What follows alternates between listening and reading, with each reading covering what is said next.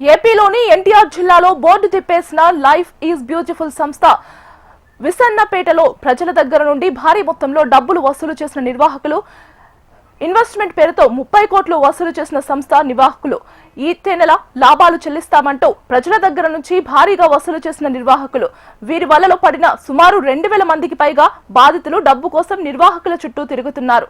డబ్బులు తిరిగి చెల్లించాలని సంస్థ ఫౌండర్ ఎన్ఎస్ఎన్ దుర్గప్రసాద్ బాధితులు నిలదీశారు. బాధితుల ఒత్తిడితో సంస్థ యజమాని నెల రోజుల క్రితం ఆత్మహత్య చేసుకోవడంతో ఆయన భార్య శివాని అజ్ఞాతంలోకి వెళ్లిపోయారు. 10,000 పెట్టుబడి పెడితే నెలకు 1000, 10 లక్షలు పెట్టుబడి పెడితే నెలకు 1 లక్ష వరకు లాభాలు వస్తాయని ఆశ చూపారు. యజమాని క్రిప్టో కరెన్సీ షేర్లలో పెట్టుబడులు పెట్టినట్లు సమాచారం. బాధితుల ఫిర్యాదుతో పోలీసులు విచారణ చేపట్టారు. ఇక ఇదే అంశానికి సంబంధించి మరింత సమాచారం అందించడానికి మా కరెస్పాండెంట్ శ్యామ్ లైవ్ లో సిద్ధంగా ఉన్నారు. శ్యామ్,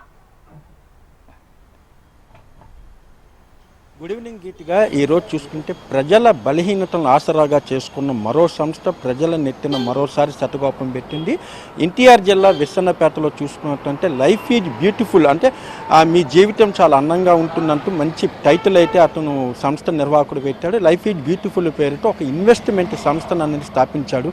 స్థాపించిన దాదాపు 2 సంవత్సరాల్లోనే దాదాపు 25 నుంచి 30 కోట్ల రూపాయల మేర ప్రజల నుంచి కూడా వసూలు చేశాడు. అంటే ప్రధానంగా చూసుకుంటే 100కి 10 రూపాయలు వడ్డీ చెప్పున, అంటే 1 లక్ష రూపాయల కనుక పెట్టుబడి పెట్టినట్లయితే నెలకు 10,000 రూపాయలు చెప్పున మీకు చెల్లిస్తాను, అలాగే మీరు ఎప్పుడు కోరితే అప్పుడు మీ అసలు కూడా మీకే ఇస్తానంటూ కూడా ఆశ చూపారు. దీంతో ముఖ్యంగా చిన్న మధ్యతరగతి ప్రజలు చాలా ఎక్కువ సంఖ్యలో దీనికి ఆకర్షితులయ్యారు. దాదాపు 2,000 మంది వరకు కూడా ఈ సంస్థలో పెట్టుబడి పెట్టినట్టు తెలుస్తోంది. మొదట స్టార్టింగ్లో చూసుకుంటే దాదాపు 4 నెలల పాటు అందరికీ వడ్డీలు కూడా చెల్లించారు. ఇక అప్పటి నుంచి కూడా ఇతర సంస్థల మాదారు కానీ ఈ నెల ఇస్తాను, వచ్చే నెల ఇస్తాను అంటూ కూడా కాలం గడుపుతూ వస్తున్నారు. ఈ నేపథ్యంలో ఒక 2 నెలల క్రితం చూసుకుంటే బాధితులందరూ కూడా అతని పైన సంస్థ యజమాని ఎవరైతే ఉన్నారు దుర్గాప్రసాద్ అతని పైన తీవ్రమైన ఒత్తిడి తీసుకొచ్చి తక్షణమే కనుక తాము ఇన్వెస్ట్ చేసిన మొత్తాన్ని చెల్లించకపోతే పోలీస్ కేసు పెడతామంటూ కూడా బెదిరించారు. ఈ నేపథ్యంలో ఒక నెల రోజుల క్రితం దుర్గాప్రసాద్ ఆత్మహత్యకు కూడా పాల్పడ్డాడు.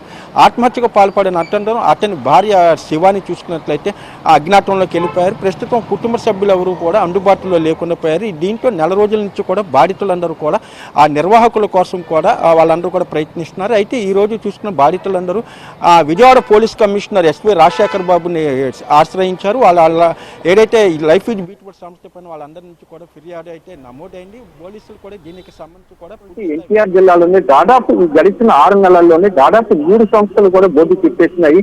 ఒకరు తీసుకున్నట్టే గోల్డ్ పేరుతో, అంటే గోల్డ్ చిట్టీల పేరుతో దాదాపు 150 నుంచి 200 కోట్ల మీద కూడా ప్రజలందరికీ చదువుకోపం పెట్టారు. ఒకవైపు పోలీసులు కూడా పదే హెచ్చరిస్తున్నప్పటికీ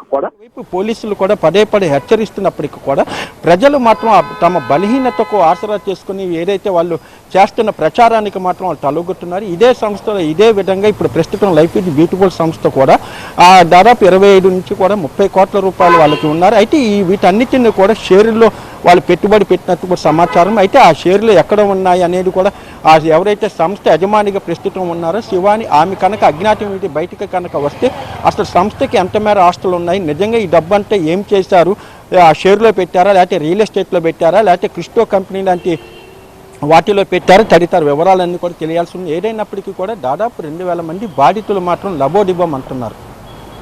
రైట్ శ్యామ్, థ్యాంక్ యూ.